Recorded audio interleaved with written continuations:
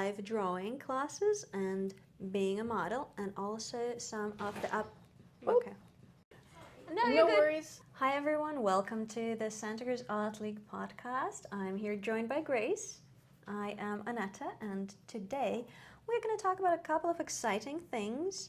Our high school show and the prizes for kids, so check that out. And we're going to talk about open calls, some of the opportunities for you as an artist, and just a little bit of this and that, all the opportunities that we have here, and our programming for the summer also. Oh, programming for the summer. And we are also going to talk about some of the opportunities for you to promote your art, talk about your art, and get better at talking about your art. So stay tuned for that. And we are also going to discuss modeling, live drawing classes. That is also on the map for you, especially if you're a member. And if you're not, again, stay tuned and we will tell you more. Yeah, if you're not a member yet, hopefully you will be at the end of this video. Another beautiful week at the Santa Cruz Art League. It's finally sunny again. Beautiful. And Grace gave me a little tour of the high school exhibition show that you can currently check out right now. We're going to insert some footage for you so you can see, but I highly recommend to come and check out for yourself. How did the opening go? The opening was great. We had a bunch of people show up, students, parents, teachers. Everybody's always really excited to get to see their art for the first time, in some cases, for the first time in a gallery setting. So it's always really exciting for them. We also had one of our instructors, Landon, or I should say Lanny is what he goes by, but come and do some live art as well. He's a really cool artist. He teaches a figure drawing and portraiture classes workshops once a month here on the last Sunday of the month. He's a really great teacher, I will say.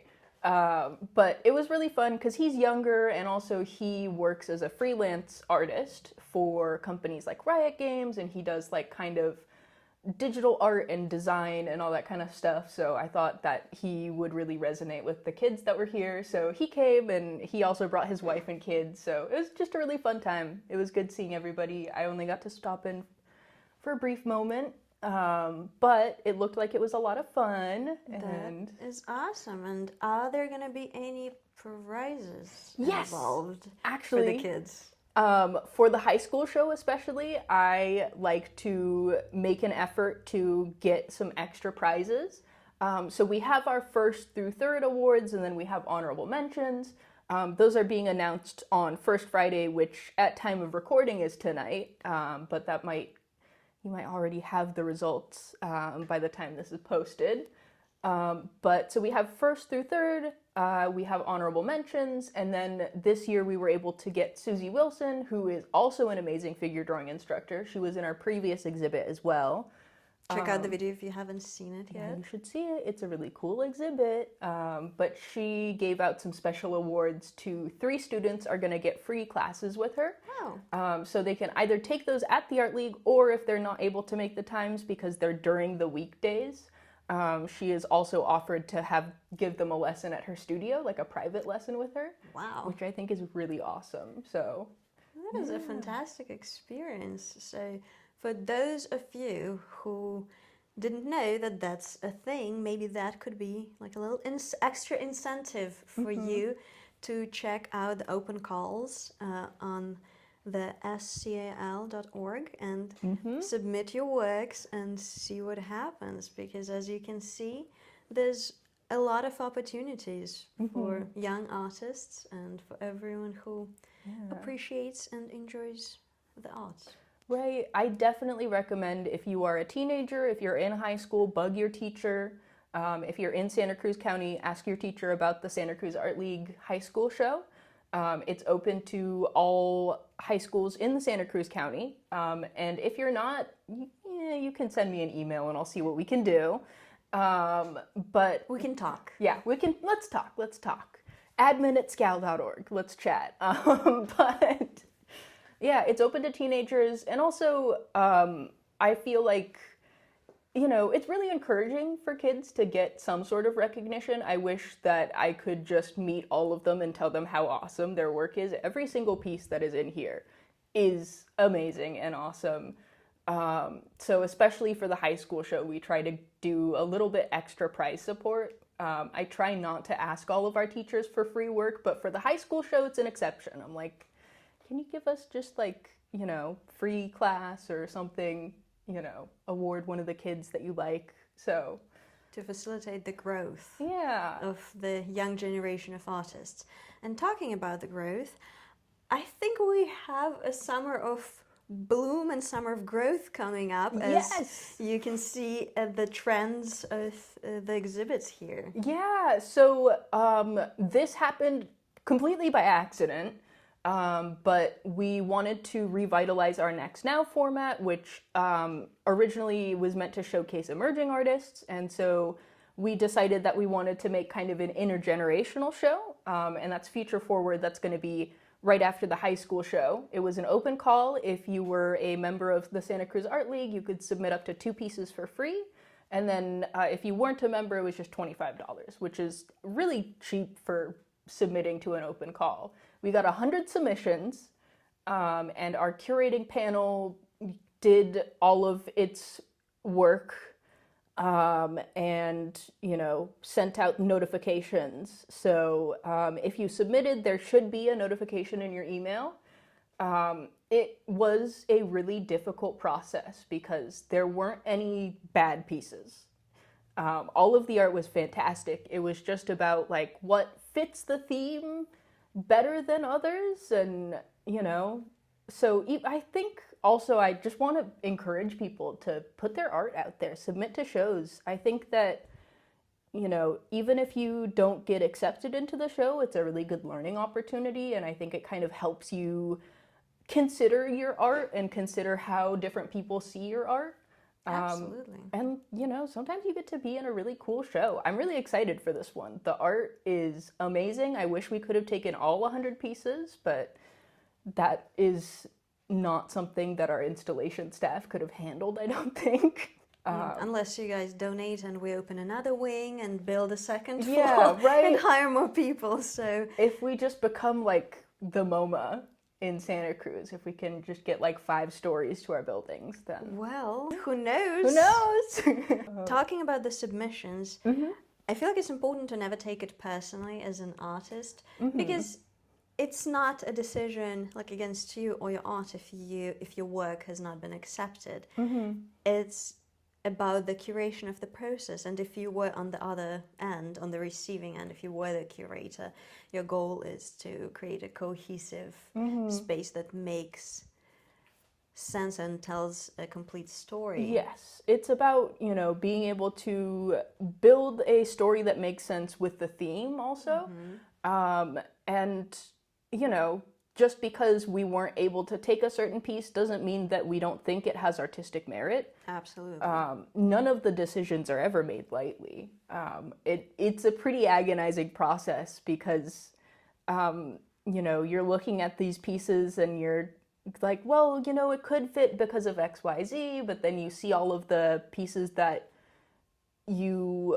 are, you know, most likely to get in together, and you're like, maybe not this one, but this one, and so it takes a long time, and yeah, it's a tough process, but it's definitely not to say that the art isn't good enough. There's no such thing as not good enough or bad art or whatever people say. I think it's just what tells a cohesive story.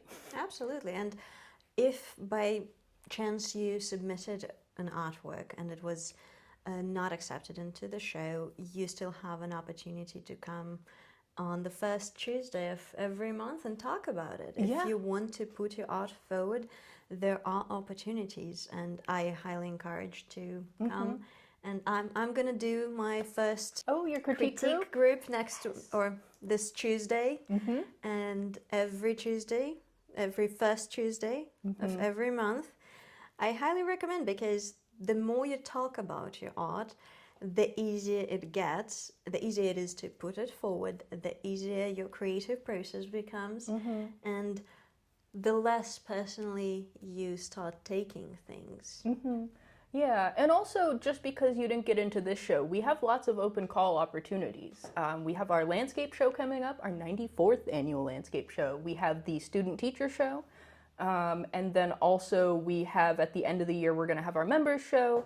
So that one and the student teacher show, they're both first come, first serve. So it's not a juried process. If you submit and you're within the first 100 pieces, then you're in the show automatically. So there are tons of opportunities to get your art in the gallery. Just because you weren't able to make it into one show doesn't mean you're not going to get into the next one. So, absolutely. Yeah. But also critique groups will help you too. Back to that. Yeah. What else do we have going on these upcoming weeks in terms of classes? Let's see, for classes, the week after, we're going to have Robert Dvorak. He is a blast. He teaches all over the world. So he travels and does art teaching. But he is really great for if you're trying to get better at kind of sketching in different places. Okay, so plein air? Yeah, kind of plein air. Think like, maybe you go to a coffee shop with your sketchbook and you like draw people or places that you see.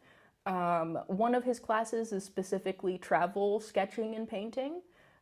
So sometimes he'll have you kind of go outside of the building here and do a little bit of sketching as well. And then also he's going to have a portraiture class. But his style is really great, I think, especially if you're somebody who feels like you're not a good artist, which is not something that I believe in. But if you're a little self-conscious about getting likeness in your portraitures, he makes it really easy and fun. His lines aren't as polished, maybe. They're like a little bit more sketchy and loose. That's my preferred style of sketching and drawing. Right, personally. But it's about drawing like shapes, and it's about drawing people, but it's not like an academic drawing of people. It's more painterly. And so it's really fun, and I think there's a lot of room for like personal touch with stuff like that makes sketchbooks so exciting. I feel like it always comes down to the personal artistic touch. I remember when I was in art school and we all switched turns to be the live model. And what shocked me, again, I was a teenager, I would see the portraits that people would draw and I would recognize the person who drew it in my face. And it was such a bizarre and almost like out of body experience where you recognize your face, but you also inevitably see the artist in the piece. Yeah. And same goes with whatever you create. It's like whatever you create has a little piece of you in it. And that there's so much beauty in it, I think. Right. There's something so wonderful about the stream of consciousness that is encapsulated in a sketchbook. And if you're somebody who suffers from art block, like we had a couple members on staff who attribute him to curing their art block. Okay. Because he just encourages you to like be brave and don't worry too much about like the minutia and like the details. It's about just like quickly getting down something that is surprisingly will look like whatever you're trying to draw. And I think that's one of the special things about Robert and his classes is that it's very approachable regardless of your skill level. He can have you leaving that class just, sketching like a swear word. That is pretty awesome. Yeah. I feel like that also ties to if you write, you do not write and edit at the same time. We all know that, and that comes to art. And I'm not going to be tired of repeating that. You do not create and critique your work or edit your work in one step. Those are two very different processes. Right. And having the space and maybe for facilitators sometimes if you need, and I highly recommend, especially if you're getting started, having someone to encourage you and almost lead the way in this process is so helpful for growth as an artist. Yeah. So highly recommend to check it out. Yeah, definitely. Oh, and then also we have, if you're into figure drawing, we have some drop-in figure drawing sessions Monday evening, every Monday, unless there is a holiday, from 7 to 9:30. we have figure drawing here. It's drop-in, it's $20, and we have a live model. And then every first and third Thursday of the month, we have a long pose. The other ones are kind of like gestural, and then it can get up to a 20-minute pose. The long poses, the model is holding the same pose for an hour at a time. She gets a break every 20 minutes. He or she gets a break for every 20 minutes because we're not monsters. But if you're looking to do like a longer drawing or even paintings, I've seen people bring in canvases to actually paint. So those are impressive, right? It's so you get like your first kind of paint down, and then you can go from there. But it's a really cool process. Or if you bring a little canvas, you can leave with a finished painting at the end of the night, or two, because they're holding two poses. That's so cool. Yeah, and then also actually we just started doing Monday morning. Usually Susie Wilson is teaching in the morning, but she does a couple weeks off. So we have figure drawing in the morning, because we know some people just don't like to drive at night, or if you're looking for something longer. This one's going to be 3 hours long, and it is the same pose for the whole duration of the session. So if you're looking to work on something a little bit longer, I will have Anetta put the dates in, but they're coming up. So if you're looking to do some figure drawing during the day or at night, or just meet a community of figure drawing artists, it's a good time. Talking about the live drawing, I read today about the strike that artists and models in Florence are currently going through, because live models kind of advocating for themselves for proper working conditions. Yeah. Before I read that article, and I'm going to put it on the screen and leave the link for you to read it through. It is such a fascinating concept that I admittedly have never really thought about, because we think about jobs as an accountant, teacher, doctor, but as all of us, most likely you, our viewer, are in the world of arts and are in the creative sphere, and just to see how our legal system is kind of behind to protect our rights as artists, models. Totally. And it's so beautiful and empowering to see how a group of people are advocating for themselves to set the precedent for fair working conditions, for fair pay, for fair compensation. Yeah, I mean, it's such a privilege to be able to work with models. It's a vulnerable position for anybody to sit in front of a room of people stark naked, and then you have to hold still and try to not move as much as possible. It's really involved. If you have ever posed for a portrait, or if you've ever modeled, you know how difficult it can be. So here we care about the safety and the well-being of our model. We have a little bit of guidelines on our website also, that's listed with all of our figure drawing classes about being respectful of the models. They get a break every 20 minutes as required, and I think that fair compensation and treating them respectfully is so important, because I don't think that art would be where it is today without people posing. So it's important work. You brought a very important concept, I think, about the vulnerability, and that's the importance of this class as an artist. I think that collective consciousness and the bonding process that brings you all together in such a vulnerable position for all parties involved, as seeing someone and as someone being seen. You are united by the love of art and the love of human body and the beauty of human form, and being respectful and appreciating the moment and creating something beautiful out of it. That's definitely the experience I would recommend going through and feeling it for yourself, because it's unlike anything else I've experienced. And I think that there's something to be said about seeing a normal person and drawing them versus like the women and naked bodies we see in media. There is nothing more like real.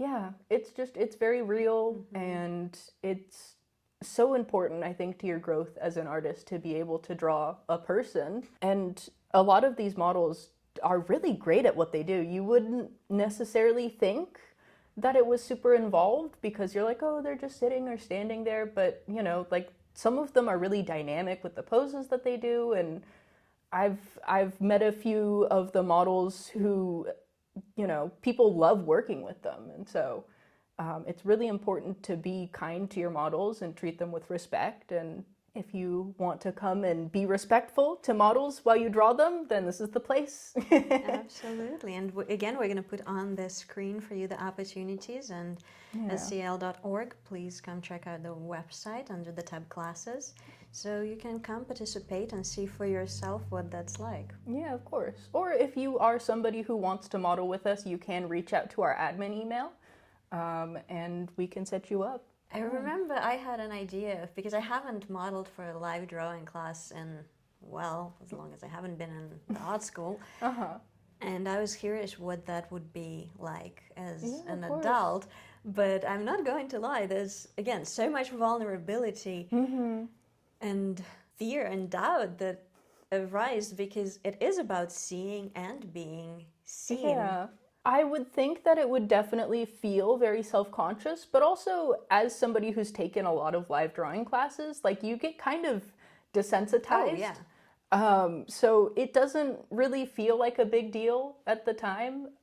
Like logically, I know that this person is being very vulnerable with us, but also at the same time, it's like, you know, we're just drawing a person. So you get to see the humanity of our form distilled down to its very essence, if it makes sense, almost like stripped down metaphorically and literally of everything artificial. Yeah, it's very vulnerable, but it's also very beautiful, and I think that it's such a important part of being an artist. And if you draw people, or even if you don't draw people, it's, you know, it's great practice to draw a living, breathing person.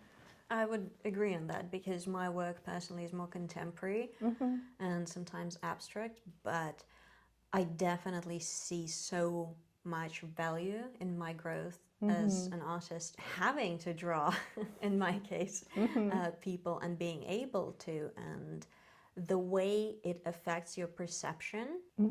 It's hard to describe, so again, I recommend experiencing it for yourself, because that is an opportunity for personal growth, for artistic growth, and it inevitably will, I think, alter how you see human body and human connection and your connection with your art piece. Totally. Come check out our figure drawing sessions and then talk about it at our critique group.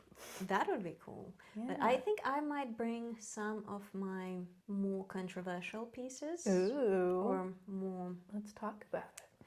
Something to debate about, hopefully. Ooh, a debate. I love a good debate. Yes. Yeah. I wish my art was more literal and easy to perceive, but it's not. And I think that's also a beautiful part of it, where you get to ask questions and you get to feel confused sometimes, or feel something. I mean, art is about feeling something. Yeah. Totally. It's about feelings, it's about being intentional about the things that you're putting on the paper, and just getting good practice talking about it. Or if you just want to be on like a fly on the wall while people talk about your art, that's also a thing that we can do. Absolutely. And I've noticed in my experience with people who are maybe more used to being fly on the wall and more shy and not used to putting themselves out there and putting their best foot forward, sometimes when the space is encouraging, they step out of their shell, and that's the environment where they get to shine and maybe talk about their work and maybe brag, hopefully. Ooh, we love getting to see artists just be really excited about the art that they've made. It's the best thing. Absolutely. First Tuesdays of the month at 6:30 in our classroom. Let's talk about your art. Bring your art. Every month, first Tuesday? First Tuesday of the month, every month. 6:30 p.m. every first Tuesday of the month. We're going to see you here. Yeah. And if it gets more attended, we can talk about expanding it beyond the first Tuesday of the month. So if it's something that you want to see happen more of, definitely show up and let us know that you want to go.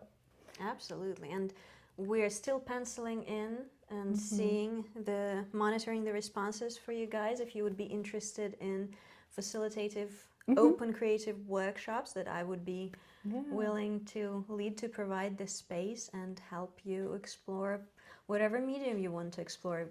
If you want to delve into your own creativity and just try making art, even if you have no ideas, you don't know what to make, you don't know how to make it, but you just have that drive to create, please sound off in the comments. Let us know. I would be more than happy to explore that area, because that is one of the most exciting things to me. Definitely. Being able to be creative around other people, having a community of artists is so helpful in being an artist yourself. I think that the more time you spend around other artists, the more time you spend thinking about art, it's all just going to reflect in your personal work. Yes. So, you could go and shut yourself off from the world and create on your own, but what's the fun in that? Come make friends.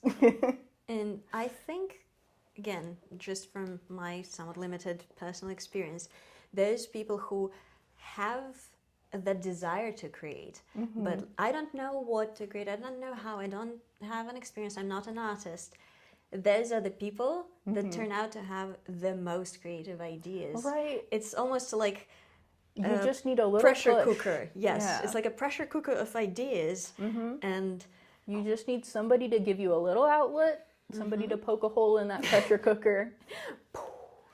Yeah, some amazing things happen. So definitely, if you're looking to just do your own thing in the vicinity of a bunch of people, that's something that we can do.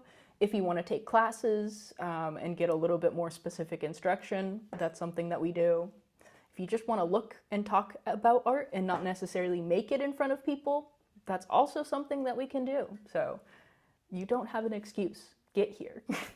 Artleague provides so many options and opportunities for you guys, so just come, join, check it out, and we will be here for you. Yeah, we're excited about you and your art. We just want to be able to create a space for you to do your art and show it to each other and grow. So and sell it.